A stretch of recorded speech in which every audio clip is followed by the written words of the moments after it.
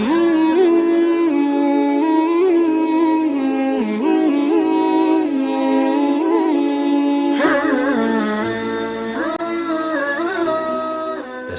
الآن إلى برنامج المرأة والحياة مع الأستاذة خديجة برهان.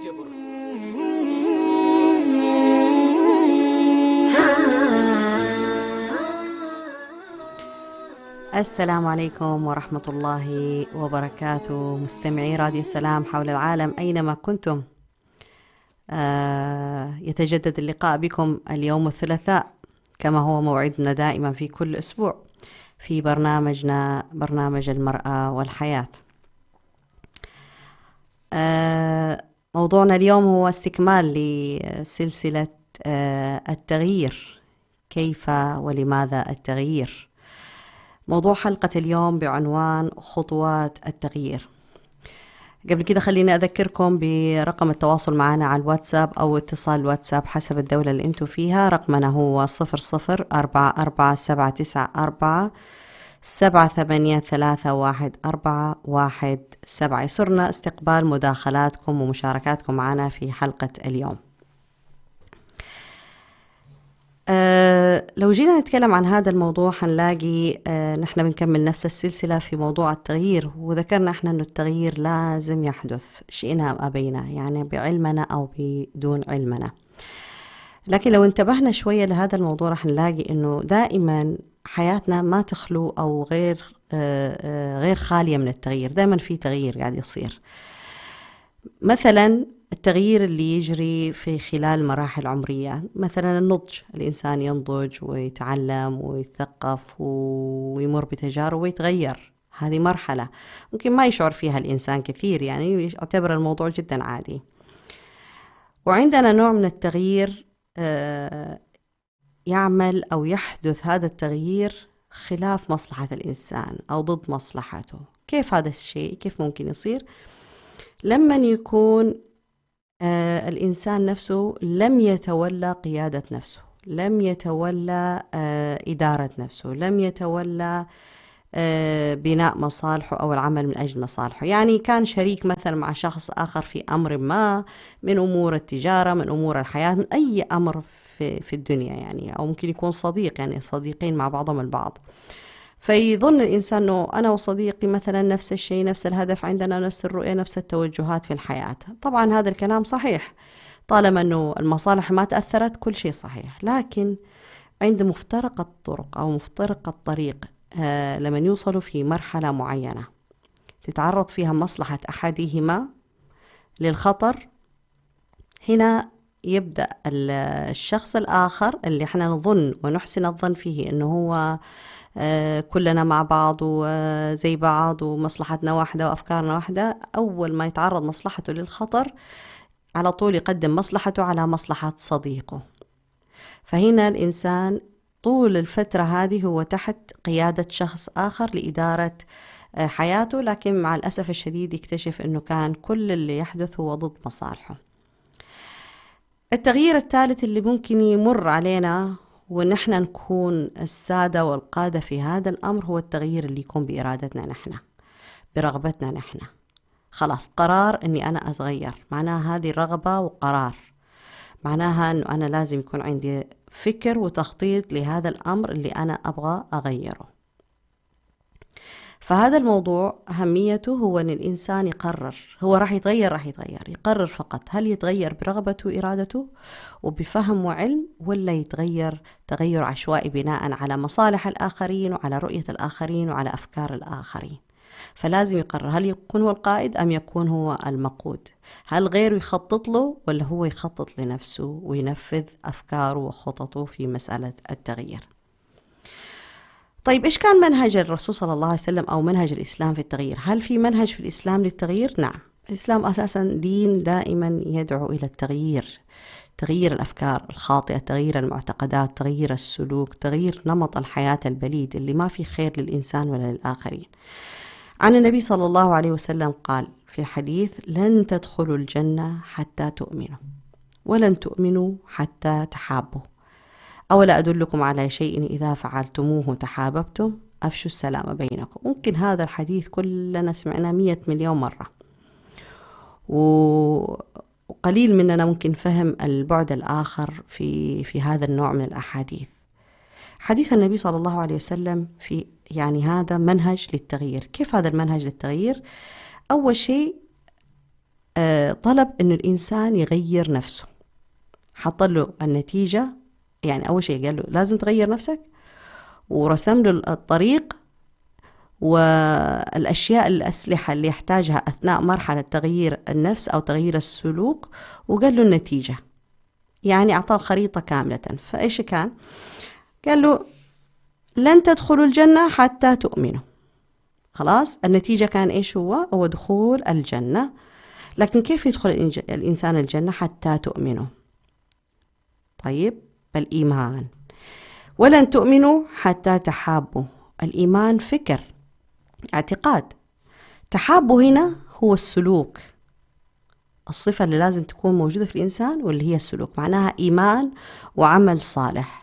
فأبسط شيء في العمل الصالح قال لهم إيش؟ أولا أدلكم على شيء إذا فعلتموه تحاببتم أفشوا السلام بينكم. ممكن يعني كثير مننا يفهم إنه إفشاء السلام هو قول السلام عليكم وبهذا الشكل، لكن هو معنى واسع جدا. إفشاء السلام معناها إفشاء الإسلام، نشر الإسلام، العمل على تبني مبادئ الإسلام، سلوك الإسلام، أخلاق الإسلام، التعامل مع النفس ومع الآخرين بأخلاق الإسلام. إنه الإنسان يختار المنهج لحياته، إنه يكون منهج الإسلام الحقيقي اللي يتبناه، والسلوك الإسلامي الحقيقي اللي يعيش به بين الناس، فالناتج النهائي راح يكون هو الجنة. فكثير من الناس لما يجوا في هذا النوع من الأحاديث أو في كلامهم عن التغيير ورغبتهم في التغيير، دائما يتكلموا عنه كأنه صفة فقط. يعني فنلاقي أحد الناس مثلا أو واحد أو واحدة يقول مثلا أنا ما أبغى أكون إنسان حسود، ما أبغى أكون إنسان غضوب، ما أبغى أكون إنسان متفائل، أبغى أكون إنسان سعيد. طيب ماشي، كل هذا كويس، لكن كيف؟ إيش هو الخطوات العملية اللي لازم تقوم فيها لتحقيق هذه الأمنية؟ لما نتكلم عن الشيء بدون القيام بالعمل هو مجرد أمنيات.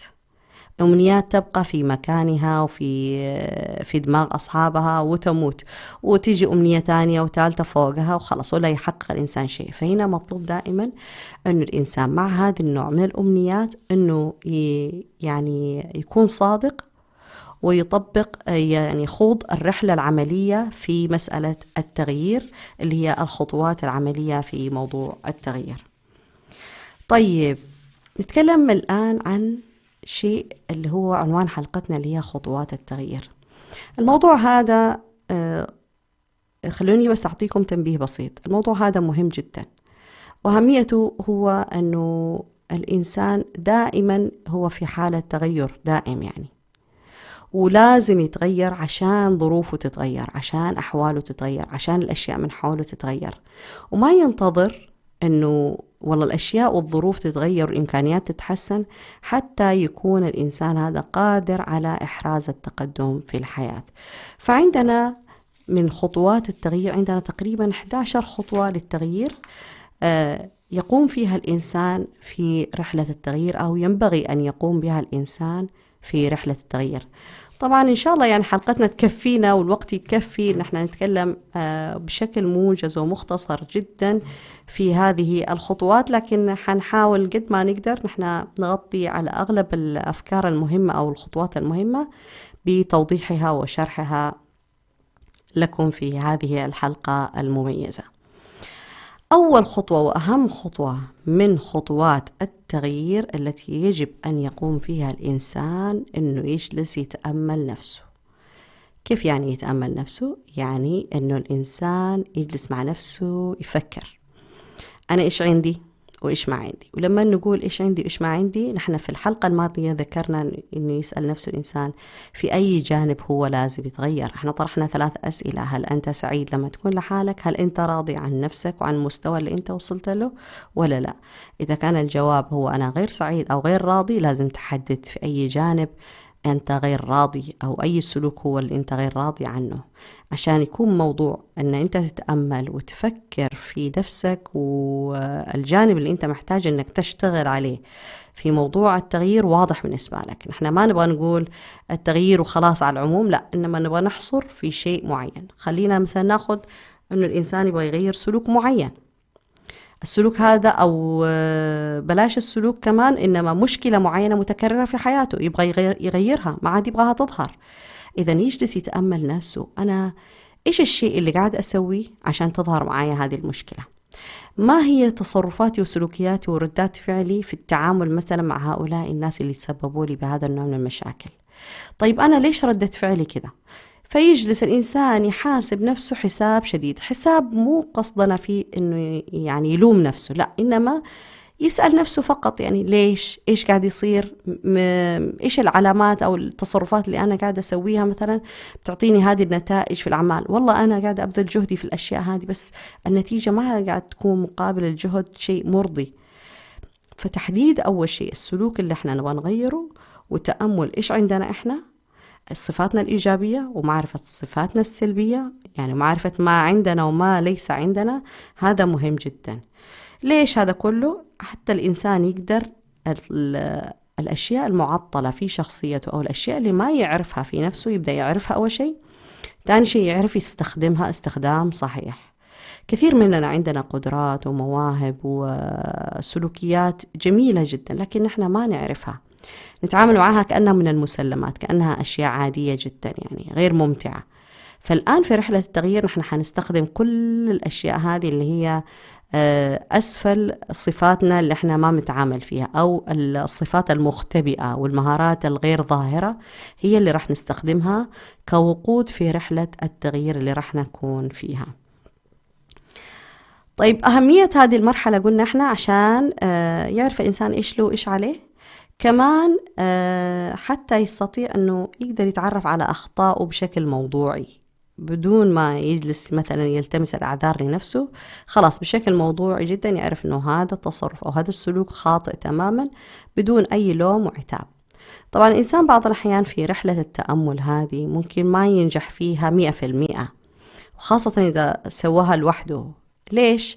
لأنه إحنا نعيش في وسط الناس، فالناس بعض الأحيان يعرفوا عننا أشياء إحنا بعض الأحيان ما نعرف عن نفسنا، والسبب أنه سلوكياتنا هي اللي تدلهم على الأشياء التي لا نعرفها نحن عن أنفسنا. لذلك من الجميل جدا ومن الأمور اللي تساعد أن احنا نسأل من نثق بكلامه، الأصدقاء المقربين، الأهل، زملاء العمل، ممكن بعض المختصين في اللي بيشتغلوا في موضوع التغيير الذاتي أو تطوير الذات، ممكن نستعين فيهم، نسألهم ونشوف إيش رأيهم في نفسنا، فيقدروا يعطونا تشخيص كامل عننا وعن قدراتنا ومهاراتنا ومواهبنا وسلوكياتنا وأخطائنا ونقاط القوة ونقاط الضعف.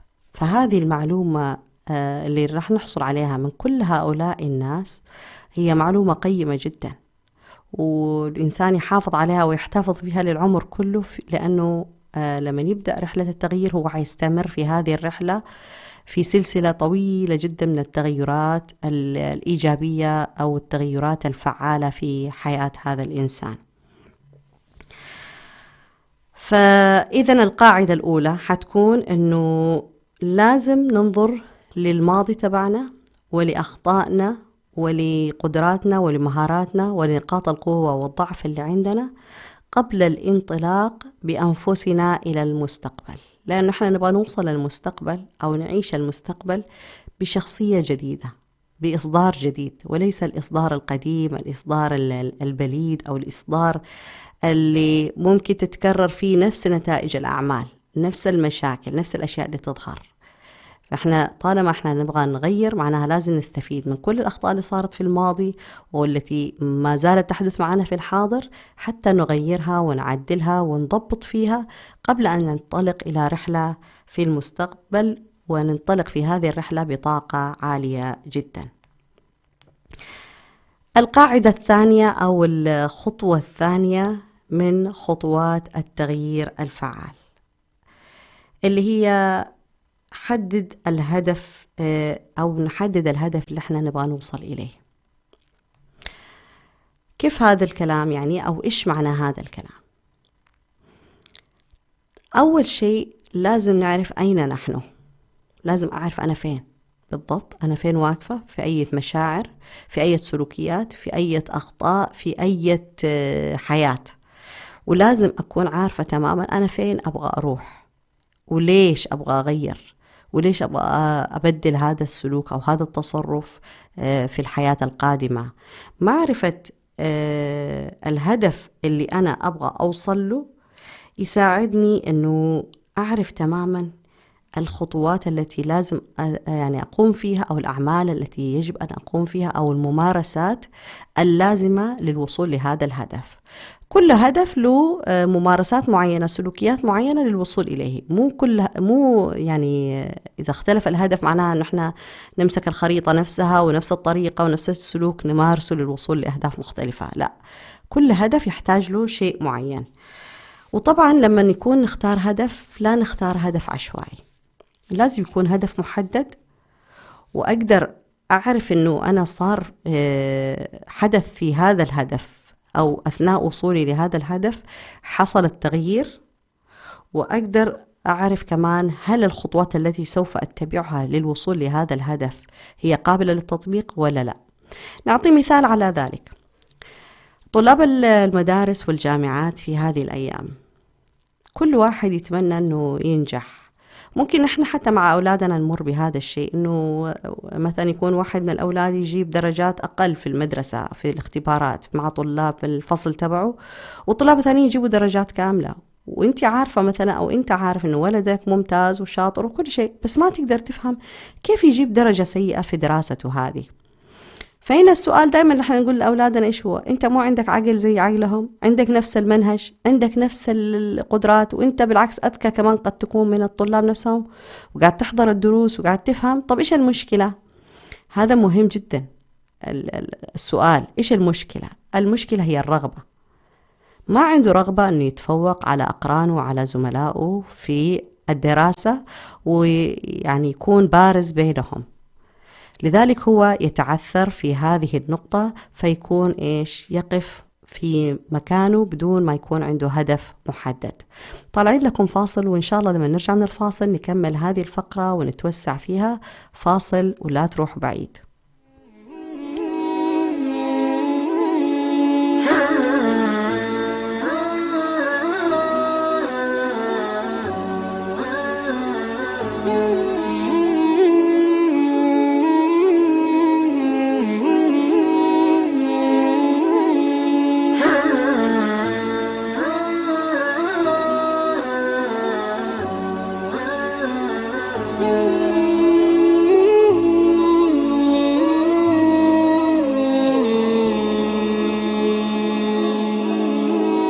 لم يكن الإعلام وليد عصر من العصور أو حضارة من الحضارات، فلا يوجد زمن من الأزمنة قديما أو حديثا إلا واحتل الإعلام مكانة فيه. ومن هنا انطلق راديو سلام مستخدما جميع الوسائل المتاحة على الأقمار الصناعية ومنصات البث على الإنترنت والتطبيقات، ليصل إلى جمهوره، ليكون وسيلة إعلامية مسموعة متخصصة في الشأن الإريتري، ويبث باللغتين العربية والتجرينية على مدار الساعة.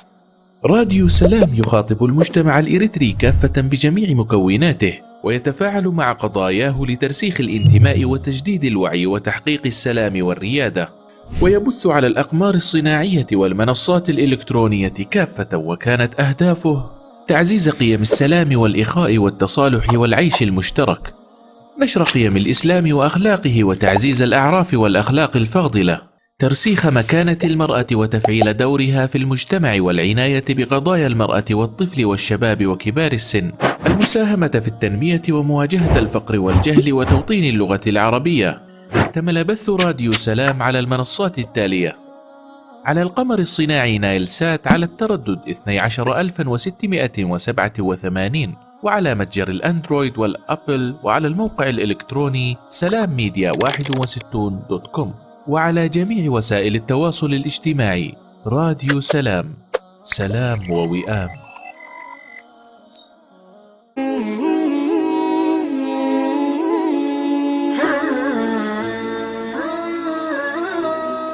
تستمعون الآن إلى برنامج المرأة والحياة مع الأستاذة خديجة برهان.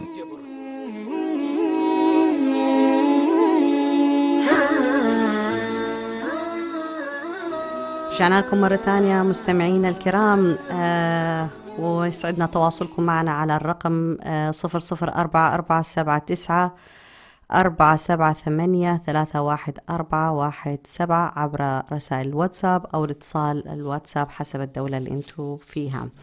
كنا وقفنا في كلامنا أنه كيف يكون عندنا هدف محدد. ذكرنا مثال على طلاب المدارس أو طالب المدرسة. ممكن يجي شخص يقول أبغى أكون والله واحد من العلماء أو أكون شخص مثقف. طيب هذه أمنية.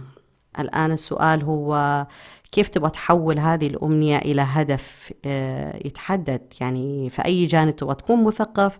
إيش الكتب اللي لازم تقرأها في هذا الجانب؟ قد إيش من الوقت راح تبذله في هذا النوع من الثقافة؟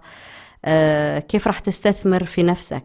فالتحويل أول شيء تحديد الهدف، وتحويل الأمنية في هذا الهدف إلى واقع يمكن تطبيقه. هذا مهم جدا حتى ما تبقى فقط مسألة التغيير مسألة أمنيات، والله أنا أبغى أتغير، أنا أبغى أصير كذا، أنا أبغى. ممكن الإنسان ممكن يصير اللي يبغاه، لكن الممكن هذا فقط عن طريق العمل وليس عن طريق الكلام. لازم يكون في فعل يرافق هذه الأمنية. في واحد مرة من رجال الأعمال أثناء لقاء صحفي معه سأل واحد من الصحفيين سؤال عشوائي، يعني قال له أنت إيش أمنيتك؟ فقال له أمنيتي أن يكون عندي بيت، أني أمتلك بيت في يوم من الأيام. فقام قال له رجل الأعمال هذا، قال له هذه أمنية فقط. قال كيف يعني أمنية؟ قال المفروض إنه أنت لما تقول أنا أريد أن أمتلك البيت الفلاني بالمواصفات الفلانية في المكان الفلاني في المنطقة الفلانية، وتبدأ تسأل عن أسعار البيوت في هذه المنطقة، وتبدأ تحسب ميزانيتك، قد إيش دخلك، قد إيش مدخراتك، كم سنة تحتاج تجمع المبلغ عشان تمتلك هذا البيت. هذا هو اللي هو الهدف. الهدف كان امتلاك البيت. الخطوات العملية اللي هو تسوي الإنسان بحث كيفية الوصول لهذا الهدف والتطبيق العملي، فيكون دائما الإنسان عايش مع هذا الهدف إلى أن يصل إليه. تحديد الفترة الزمنية مهم جدا. ليش طيب أهمية تحديد الفترة الزمنية؟ تحديد الفترة الزمنية يعطي الإنسان أول شيء شعور بالراحة، يعرف تماما أنه في نقطة للبداية وفي نقطة للنهاية، عنده نقطة ألف إلى نقطة ياء مثلا، ويعرف خلال هذه المرحلة من هذه النقطة لهذه النقطة ما الذي يحدث وكيف قاعد تمشي الأمور، ويقدر لما يوصل لآخر النقطة ينظر للخلف ويشوف قد إيش هو تقدم وقد إيش هو تطور. كثير مننا مثلا قلنا احنا المرة الماضية ذكرنا مثال عن الحمية، كثير مننا مثلا يروح النادي الرياضي يبغى والله يتمرن ويصير عنده عضلات وجسم معضل ومش عارف ايش. طبعا لما الإنسان يتمنى زي هذه هو في الغالب يكون شاف كثير من المجلات وشاف كثير من الأشياء في التلفزيون والدعايات السريعة لكيف إن الواحد يكون عنده عضلات في جسمه بهذا الشكل. هو بيشوف النتيجة النهائية، لكن ما بيعرف تماما أنه الإنسان لما بيروح النادي ليس في يوم واحد بيطلع عنده عضلات يعني بشكل طبيعي. بشكل طبيعي لازم يقعد في النادي 3-4 ساعات، وكل يوم لازم يتمرن، ولازم يخضع نفسه للحمية، ولازم يستعين بمدرب شخصي، ولازم ينتقل من تمرين للتمرين حتى يصل للجسم الذي يرغب فيه.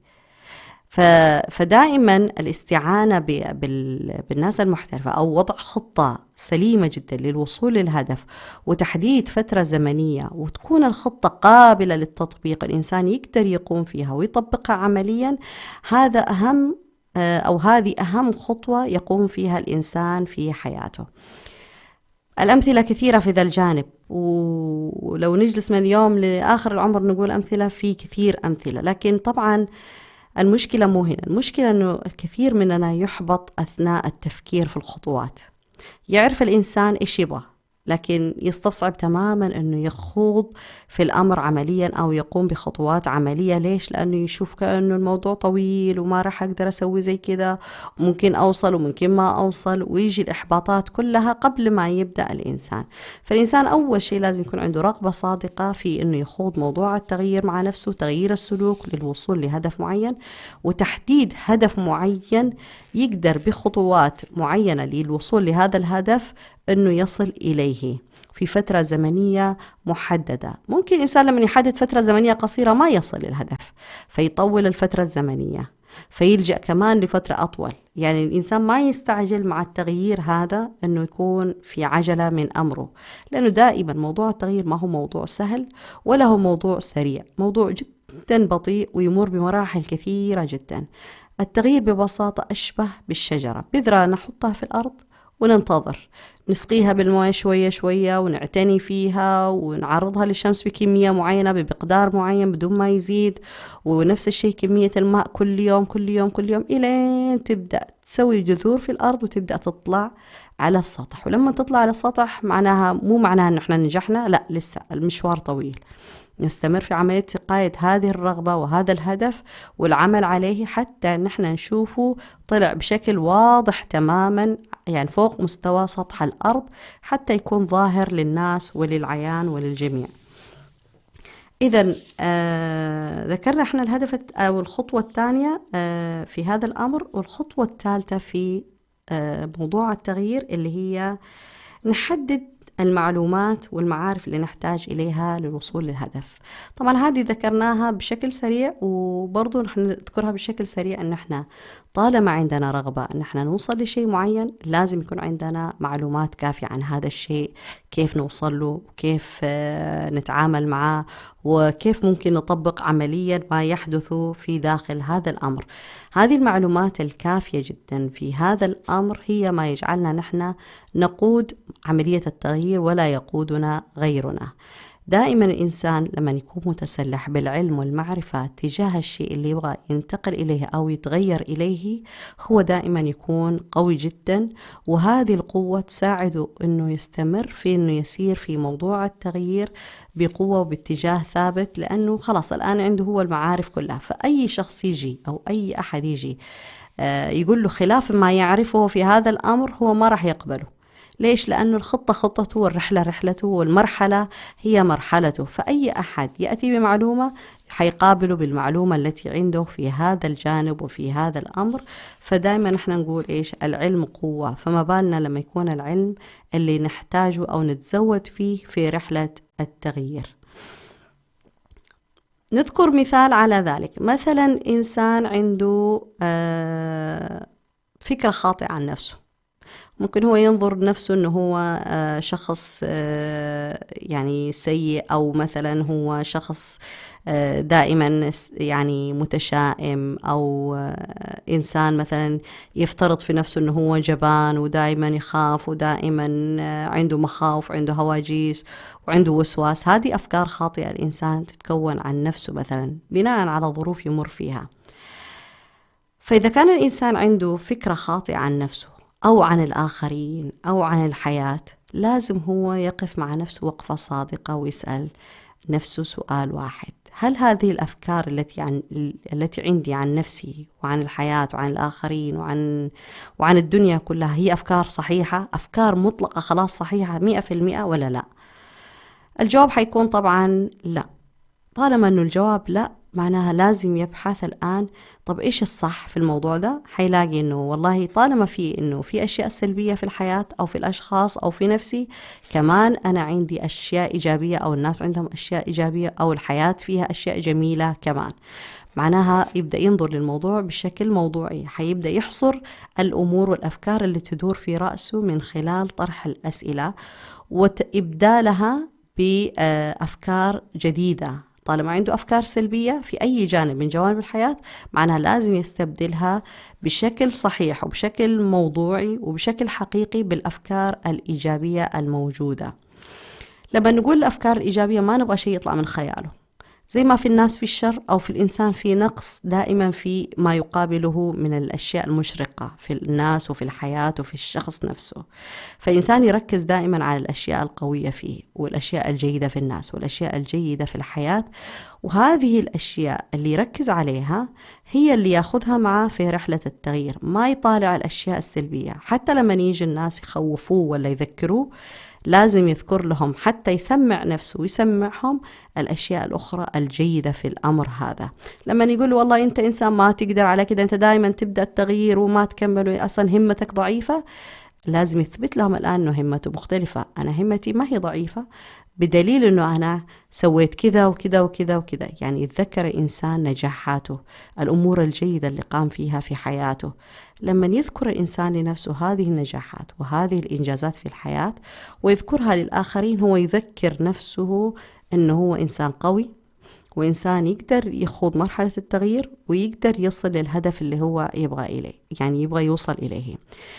لما الناس تيجي تذكر مثلا والله الحياة فيها مشاكل وفيها هموم وفيها غموم والناس ما سلمت من كذا وكذا وكذا، لازم يذكر ويذكر نفسه ويذكر الآخرين زي ما إنه في زي كذا في الحياة، في أشياء كمان جميلة في الحياة. لأنه الإنسان طالما يركز على الأشياء السلبية عمره ما راح يتحرك من مكانه، لأنه قاعد يدور في حلقة مفرغة. لكن لما يخرج منها ويبدأ ينظر للأشياء بإيجابية، بإيمان، بثقة بالله سبحانه وتعالى، وبثقة بالخير الموجود في الأرض وفي الناس وفي نفسه، حيبدأ يشعر هو بالطمأنينة في رحلة التغيير التي يخوضها. إذن القاعدة اللي احنا نبغى نقول عليها في هذا الجانب إنه لازم نحول الفكرة السلبية إلى فكرة إيجابية، لأنه الأفكار هي بداية تغيير السلوكيات. الإنسان متى يبدأ يتغير؟ لما يغير فكرته. السلوك ما يتغير أول شيء، إنما أول شيء يغير الإنسان فكرته عن الشيء. فإحنا لذلك قلنا إنه الإنسان من الضروري إنه يضع هدف يسعى إليه، ويبدأ يفهم هذا الهدف إيش هو، ويجمع معلومات كيف الوصول إليه، ويغير الأفكار المخالفة أو الأفكار السلبية المحيطة بهذا الهدف، حتى يستطيع هو يتبنى الآن الأفكار الجديدة، ويبدأ يحول هذه الأفكار الجديدة إلى سلوكيات جديدة، حتى يقدر يدخل في هذه المرحلة الجديدة بقوة وبثبات. لذلك الواحد لازم ينتبه للأفكار اللي تدور في ذهنه. احنا طوال الوقت مع الأسف الشديد أغلب الأفكار اللي تدور في ذهننا طوال اليوم هي أفكار غير صحية وغير صحيحة وسلبية. قليل من الأفكار الجيدة تمر علينا أو نفكر فيها وإحنا لوحدنا، خاصة لما نكون لوحدنا. يعني ما بعرف ليش عندنا هذا الزخم في التفكير السلبي. ممكن تأثير الحياة، ممكن تأثير أفكارنا وقناعاتنا نحن الخاصة، ممكن تأثير الشيطان، ممكن تأثير أشياء كثيرة، والإرجاف والناس والمجتمع والأحداث اللي تصير طوال الوقت. إحنا لو نراقب أفكارنا نلاقي إنه أغلب أفكارنا هي أفكار قائمة على الخوف والحذر والسلبية والتفكير في مشاكل صارت أو راح تصير أو يمكن تصير، وإعداد الحلول لها. كل هذه الأشياء تأخذ طاقتنا وما تخلينا ننتبه لنفسنا نحن محتاجين نحن نتغير في هذه المرحلة من حياتنا. لذلك الانتباه للأفكار بشكل ضروري جدا. الانتباه لأفكارنا شيء ضروري جدا، لأنه أفكارنا في النهاية تظهر على شكل سلوك. سلوك الإنسان دليل على ما يحمله من أفكار. رابع خطوة من الخطوات التغيير الفعال اللي هي نحدد السلوك. نحن دائما نقول حدد الشيء. تحديد الشيء أو تحديد الصفات والأفكار اللي لازم تحتاج إن احنا نغيرها من ضمن الأهداف. لازم نكون دقيقين، يعني لازم نكون زي الأطباء مع أنفسنا. الطبيب إيش يسوي؟ الطبيب الشاطر طبعا يشخص المرض تشخيص دقيق ممل، وإحنا لازم نكون مع أنفسنا في تشخيص الشيء اللي إحنا نحتاج إن إحنا نعمل للتغيير من أجله. مثل الأطباء لازم يكون تشخيص ممل، لازم نقتل الموضوع بحثا ونسأل نفسنا إيش هذا وليش كده وإيش الصفة وإيش الهدف وإيش الفكرة اللي جاية وليش. طبعا هذا الموضوع والبحث اللي الإنسان راح يسويه مع نفسه هو راح ياخذ منه شهور وليس يوم. ما راح يقوم الإنسان الصباح ويقول والله خلاص اليوم قررتني أتغير. لا يمكن يسوي زي كده، لا يمكن، إلا والله إذا متعود إنه يسوي زي كده وبعد يومين يبطل، هذا موضوع مختلف تماما، لكن هذا أكيد مش تغيير. لكن الإنسان اللي يبغى يقود نفسه إلى التغيير الفعال في حياته وفي سلوكه وفي واقعه، هو حيحتاج في مرحلة البحث والاستعداد للدخول لمرحلة التغيير نفسها شهور طويلة جدا. يعني بالقليل حياخد 6 شهور وهو بس مع نفسه في الوصول للهدف معين فقط. وهذا إذا هو صادق، يعني 6 شهور. ليش؟ لأنه حيعرف تماما نقاط الضعف والقوة، حيعرف تماما الشخص إيش الأشياء اللي يبغى يغيرها، حيعرف تماما المعلومات التي يحتاجها للوصول لهذا الهدف وللسير، وحيعرف تماما العقبات اللي راح تظهر أمامه والتي سوف يتعلم قبل أن تظهر كيف ممكن معالجتها. نجي بعض الناس مثلا يقول عندهم بعض السلوكيات خاطئة، أو مثلا سلوكيات جديدة يبغى يكتسبها الإنسان. مثلا في ناس تبغى تتعلم الكرم، وإحنا لما نقول الكرم وفي الأخلاق ما قصدنا فقط الكرم المالي، حتى الكرم النفسي، الكرم العاطفي، الكرم السلوكي، لكن خلونا نركز على الكرم المالي. في ناس مثلا عندها مشكلة ما تقدر تطلع فلوس بسرعة، يعني دائما تفكر، دائما يعني يمسكوا يدهم عن الإنفاق. لما نقول عن الإنفاق فقط اللي هو الإنفاق يعني بكرم شوية، وهنا ممكن بعض الناس يسموهم بخلاء. هم ما يكونوا بخلاء، لكن ودهم يعني يتعلموا سلوك الكرماء وكيف يكونوا كريمين. هذا السلوك كيف الواحد يقدر يكتسبه أول شيء يعرف سلوكه الحالي ما هو، يشخصه مضبوط، هل هو بخل ولا حرص ولا خوف ولا إيش بالضبط، من أي فكرة جاية السلوكيات الحالية. وبعدين يبدأ يتعلم عن الكرم في الإسلام إيش معناه وكيف يحدث الكرم، ويقرأ عن الكرماء وسلوك الكرماء، وهذا الشيء معلومات كثيرة جدا عن هذا الشيء. والآن بعد ما صار عنده معلومات كثيرة جدا يبدأ التطبيق العملي بهدوء بدون ما يضغط على نفسه ولا على نفسيته، لأنه هو الآن جمع معلومات كثيرة جدا عن الكرم والإنفاق في الخفاء وفي العلن وكيف يكون ومش عارف إيش هذه الأشياء. فالتطبيق العملي إيش راح يكون؟ مثلا إنسان يخصص إنه مثلا كل يوم يطلع ريال واحد صدقة، أي شخص يقابله أمامه يعطيه ريال واحد، طفل صغير كبير اللي يكون، المهم ريال واحد لازم يمرن نفسه كل يوم مثلا إنسان يتصدق فيها على نية الصدقة. تمام؟ بهذا الشكل يبدأ بالتدريج. الريال اليوم يسبب له ممكن أزمة نفسية يعني، أو يومين ما يقدر ينام لأنه سلوك جديد الآن، ممكن يقعد شهر كمان متأزم من الموضوع، مو أزمة أنه صرف الريال، لكن هو ما هو متعود على هذا السلوك. يمضي في هذا الأمر حتى يكون سلوك بالنسبة له ما يشعر أنه هو منزعج منه، بالعكس هو إلين تتغير مشاعره. لما المشاعر تبدأ تتغير تجاه هذا التصرف الجديد اللي هو قاعد يدخل فيه، راح يدرك الآن أنه بدأ يتعلم شيء جديد، لأنه طالما مشاعره هادئة وساكنة أثناء ممارسة السلوك الجديد اللي هو كل يوم قاعد يطلع ريال، معناها بدأ يدخل في حالة استقرار واعتياد، والخروج من دائرة العادة تبعه القديمة إلى دائرة جديدة، وبدأ يتعرف على نفسه من خلالها. يستمر الإنسان في هذا الأمر بهذا الشكل. طيب الآن الخطوة اللي بعدها اللي ممكن يقوم فيها أنه يبدأ يركز ويكثف لقائه مع أو تعارفه، أو أنه يتعرف على الناس عندهم صفة الكرم، ويبدأ يكلمهم عن هذه المواضيع ويشوف يسأل ويتعلم منهم. لما يسمع الكلام اللي هم يقولوه راح يأثر عليه بشكل مباشر. لماذا؟ لأنه أول شيء هو خاض غير السلوك، بدأ سلوك جديد اللي هو السلوك أنه كل يوم يطلع ريال. الآن كون صحبة جديدة من الناس الكرماء، فهذول الكرماء دائما حيدفعوه ويشجعوه أنه يكون زيهم، لأنه إنسان سبحان الله يتأثر يعني بمن يصاحب، يعني يعني الجليس الصالح والجليس السوء ما ننسى أبدا، إنسان يتأثر بالناس اللي معه. فلما هم يشوفهم بهذا الشكل راح يستحي من نفسه أنه يكون أقل منهم، فهذا الشيء راح يشجعه.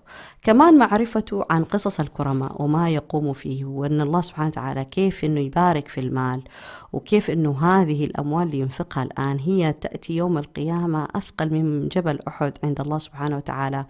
ويعرف تماما أنه البركة فيما ينفق وليس فيما يبقى، وأن الإنسان أساسا بإرساله لهذا المال أو بصدقته هذه هو بيرسل ماله أساسا للآخرة.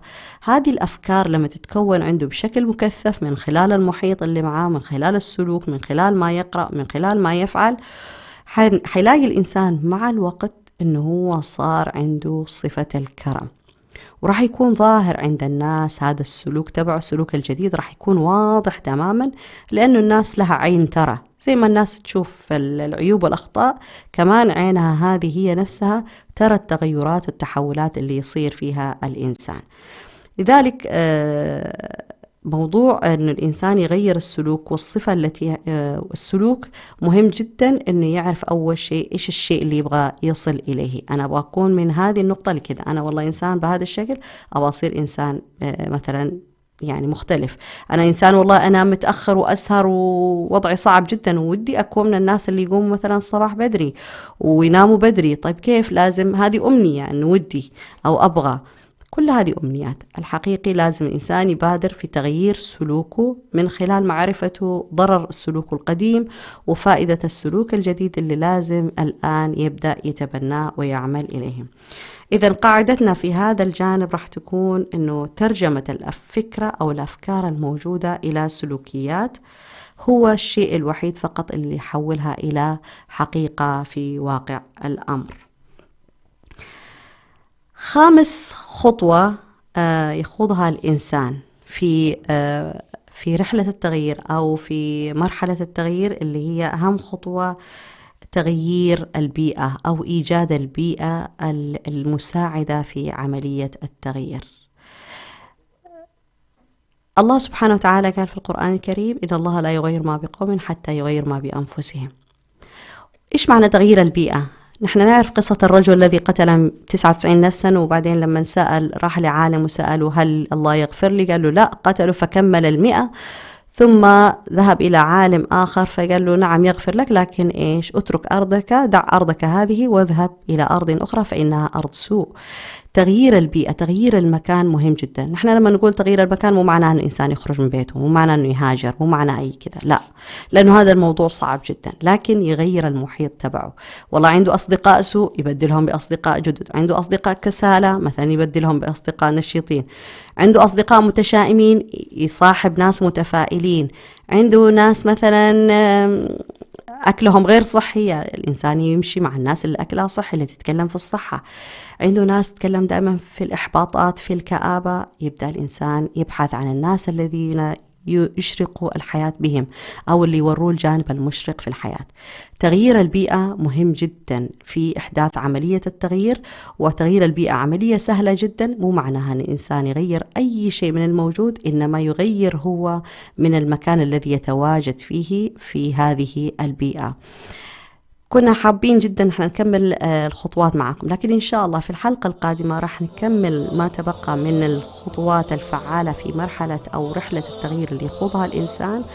ونتمنى إن شاء الله نشوفكم في الأسبوع القادم في نفس الموعد. ولا تنسوا تتواصلوا معنا وتشاركونا بمداخلاتكم بأفكاركم على الرقم 0044 794 783 1417.